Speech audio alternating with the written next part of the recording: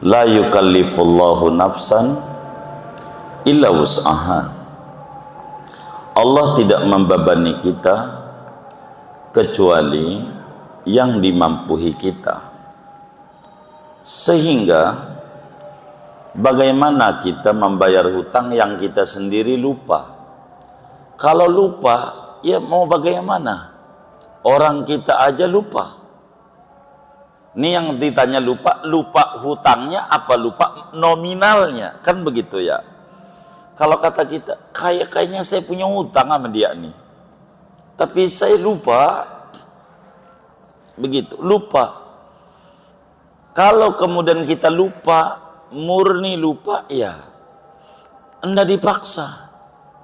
Inna Allah subhanahu wa ta'ala qad tajawaza li ummati al-khata'a wan nisyan wa mastukrihu alaih. Allah maafin pada umatku tersalah, lupa. Kayak kita lagi puasa, makan siang-siang lupa kalau lagi puasa, dimaafin, nggak batal. Lupa sama seperti kalau lupa bagaimana? Ya susah kalau lupa. Tapi kalau lupa nominalnya, apa 5.000, apa 10.000? Apa 5.000, apa 10.000? Saya minjem sama Bang Udin 5.000, apa 10.000? Bila kayak begini, cara bayarnya 10.000. Andai ternyata 5.000, maka yang 5.000 sodakoh, ganjarannya buat kita. Andai ternyata 10.000, bebaslah kita tuntutan dari si Udin di akhirat nanti kepada kita. Itu begitu nominalnya, begitu. Ini masalahnya orangnya juga lupa, nominalnya juga lupa. Ini namanya lupa, jangan dipaksa. Stres mikirin yang kita sendiri kagak ingat. Yang kayak begitu masih banyak yang kita ingat, yang ingat-ingat dulu. Jangan yang kita kagak ingat, moga nanti Allah kasih ingat.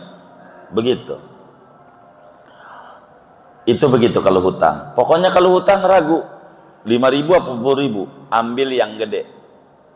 Kalau sholat enggak, 3 apa 4 nih, 3 apa 4 nih dohor niat, 3, ambil yang kecil. Begitu kalau sholat. Kalau utang, ambil yang gede. Kalau kelebihan, begitu. Itu caranya begitu. Ketika kita lupa nominalnya, lebihnya ganjaran buat kita. Begitu. Sebab dibanding kita haji masih gedean balikin duit orang.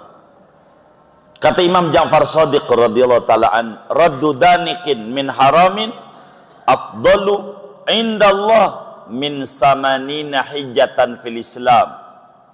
Ngebalikin duit 1.000 yang kita nyolong lebih gede ganjarannya dibanding 80 kali haji ke Mekah. 80 kali hajian. Lagi sehari aja 60 juta kali 80. Wah, udah bingung hitungnya itu. Begitu, udah bingung.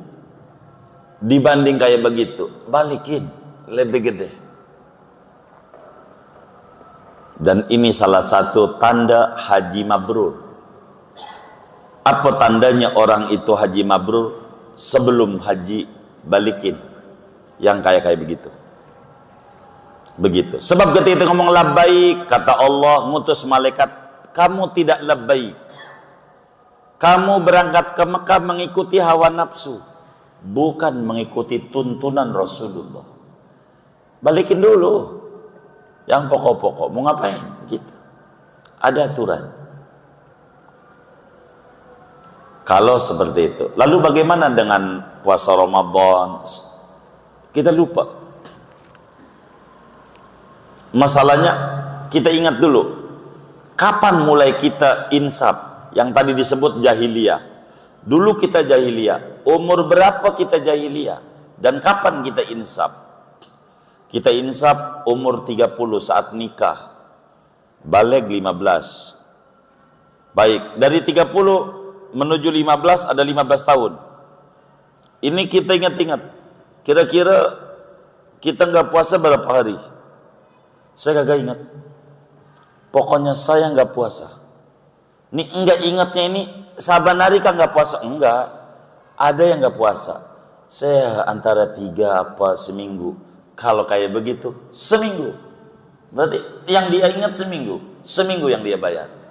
Puasa Ramadannya. Kata dia, kayaknya sih saya waktu itu ya habis saban hari dia kagak puasa. Iya, sebulan. Caranya Senin Kamis, Senin Kamis, Senin Kamis, Senin Kamis. Niat saya puasa esok hari, hari Senin mengkodok bulan Ramadan dan puasa Senin fardu karena Allah Ta'ala. Begitu juga Kamis. Ada orang ngajak makan, jangan buka karena puasa wajib, haram. Niatnya kudu malam, sesuai aturan puasa wajib. Artinya orang dirayu juga jangan. Lah puasa sunat, enggak, saya lain ini. Saya minta izin gak makan, kalau boleh mentahnya aja.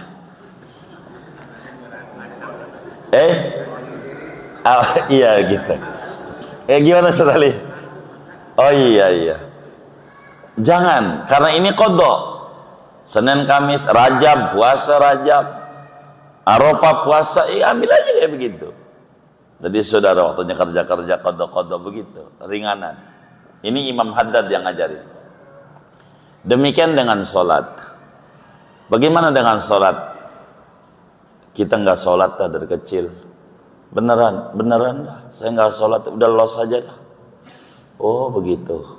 Kapan insaf? Ya umur 30, 15 tahun. Baik. Hitung. Setahun 365 hari. Hitung kali 5 kali 15. Kan begitu. Betul nggak? Baik. Caranya bagaimana? Gampang. Ini caranya. Saya ajarin. Pakai tanggal yang mudah. Biar gampang nih. Kapan? 1 Januari. Kalau kita orangnya pakainya Masehi biasanya. Baik. 1 Januari. Kita janji sama Allah. Ya Rob, di 1 Januari. Kan orang pada tahun baruan. Kita duduk, zikir. Ya Rob, saya menyesal. Sebagai muslim tidak mengerti kewajiban. Saya janji tidak akan mengulangi.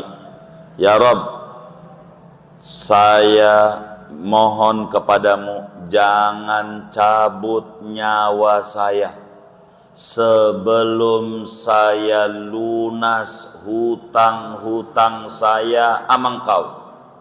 Jangan cabut. Ini kalimat pembelaan di akhirat nanti. Caranya ikut Imam Haddad aja. Meski Fathul Muin, saudara bisa lihat itu dalam uraian Fathul Muin, dan cukup banyak itu videonya ini, RTQ TV itu. Contoh Imam Haddad aja pada bagian ini. Imam Haddad cukup ringan, dan ini Muallim Syafi'i Adzami mengajarkan ini, meski yang muktamad dalam mazhab seperti apa yang ada dalam Fathul Muin dan kitab-kitab fikih lainnya. Caranya, habis dohor, qada dohor. Habis asar, qada asar. Habis maghrib, qada maghrib. Habis isya, qada isya. Habis subuh, qada subuh. Terus saja kayak begitu tuh. Itu tahun 2023. Sekarang ini udah 2024. Udah Mei. Berarti kita udah lunas setahun. Begitu gampang hitungnya. Gampang. Udah lunas setahun. Terus saja kayak begitu. Terus saja. Kayak begitu aja. Terus. Ini ringan. Dan ini yang difatwakan oleh Muallim Syafi'i Adzami. Ada contoh kasus. Saya tidak mau sebut nama nih orang. Sebab ada video. Kalau nggak ada video saya sebut nama nggak apa-apa ini. Karena pelajaran. Ada video nggak enak saya. Satu hari di tahun 1999. Januari. Masih Januari. Di Masjid Muallim Syafi'i Adzami, di Masjid Al-Ashirah Syafi'i di Kampung Duku, depan Gandaria City sekarang. Ada bapak-bapak habis sholat asar, doa, lalu bangun lagi sholat. Kita tak mau nyalahin, karena bisa saja dia sholat qobliyah asar yang ketinggalan, bisa jadi ya qadha dan seterusnya. Intinya setelah salam saya gandeng ini bapak. Bapak ini tinggalnya di Kemayoran. Kata kita, "Beh, minta izin kalau boleh tanya, boleh nggak?" Kata dia, "Boleh." Ini buat pelajaran masalahnya. Kata beliau, "Boleh." Ada apa ustadznya? Kalau saya boleh tahu, tadi itu habis sholat asar itu sholat apa ya? Kata si babeh ini bilang, "Begini ustadz, itu qadha asar." Nih babeh ini maklumlah dulunya, ya Allah, dulunya jahiliyah kalau kata abang kita ini. Babeh ini baru mualaf, bahasanya mualaf gitu. Apa itu mualaf? Orangnya mu Islam, KTP-nya tapi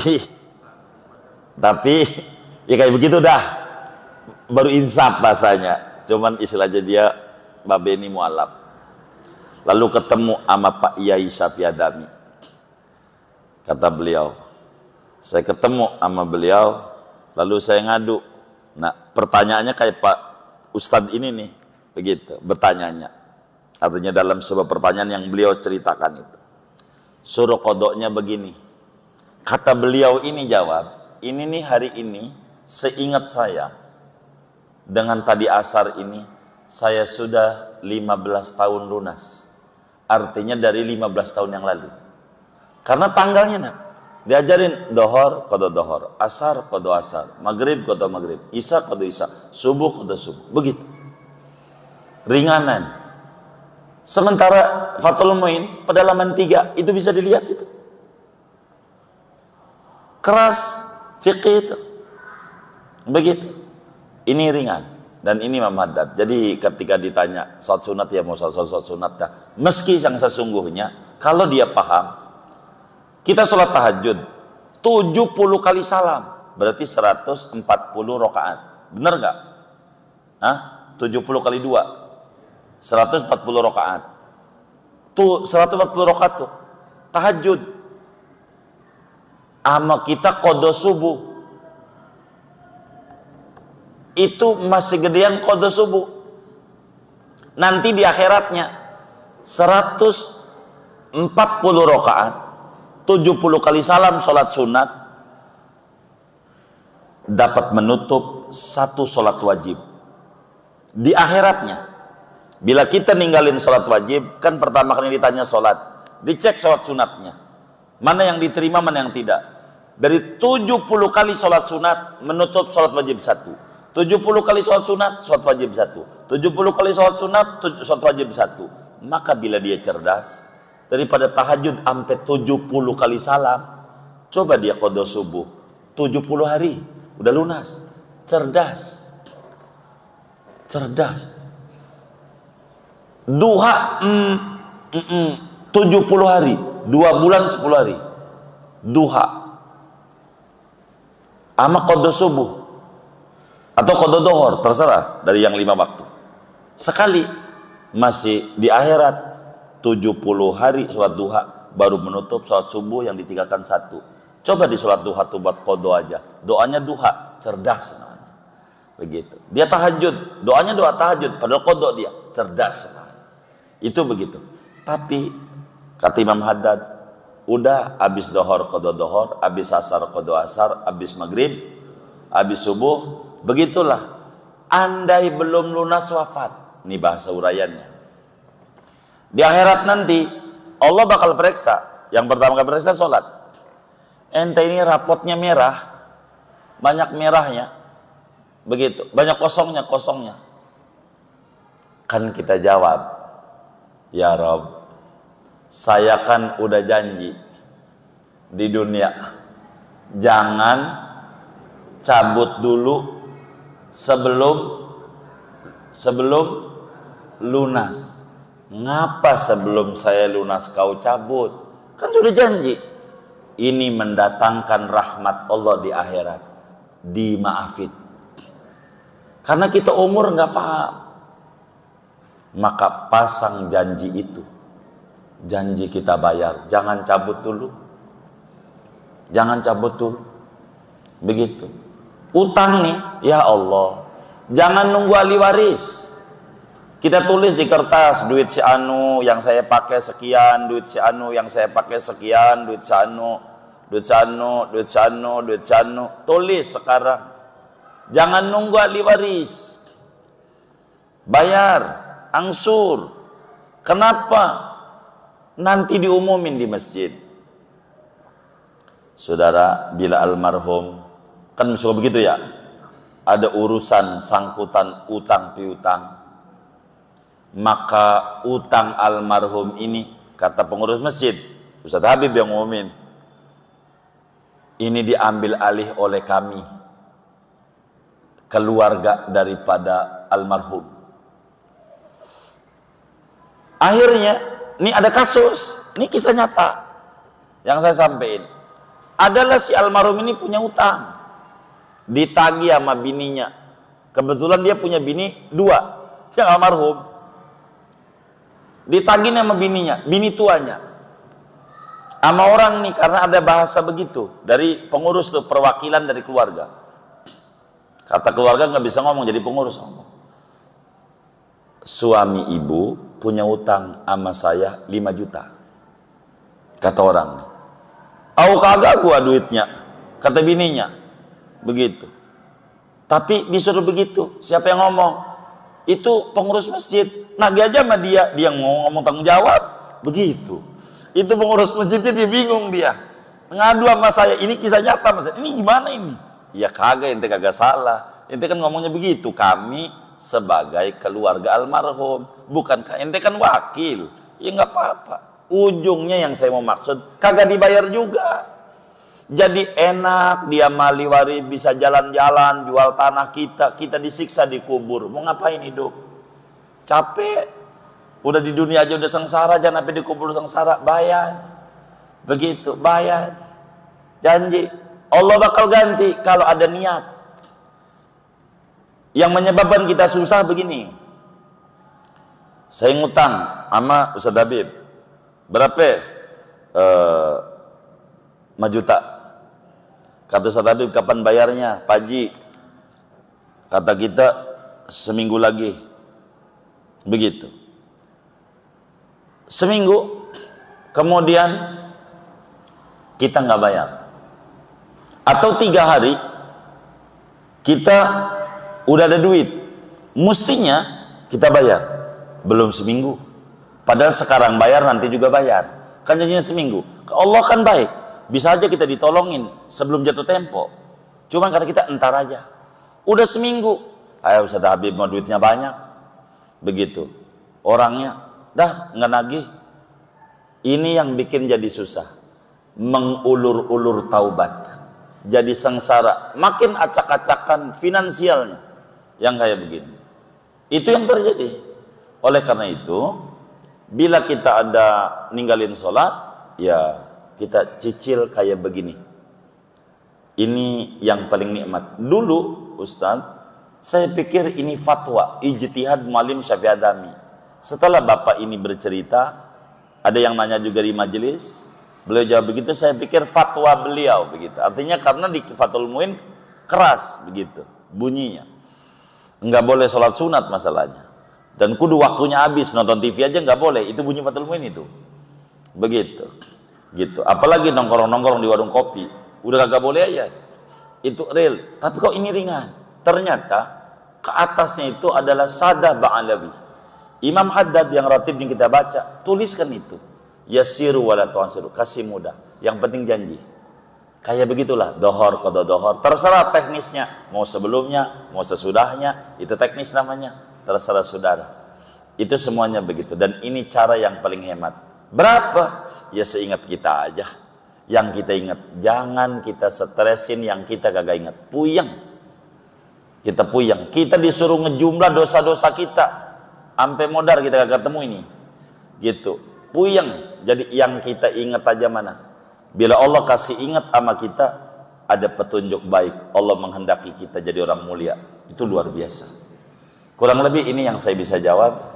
Panjangnya dalil ini ada di dalam Fathul Muin itu. Di RTQ nomor urut berapa lah saya kurang paham itu. Urusan qada salat itu. gitu.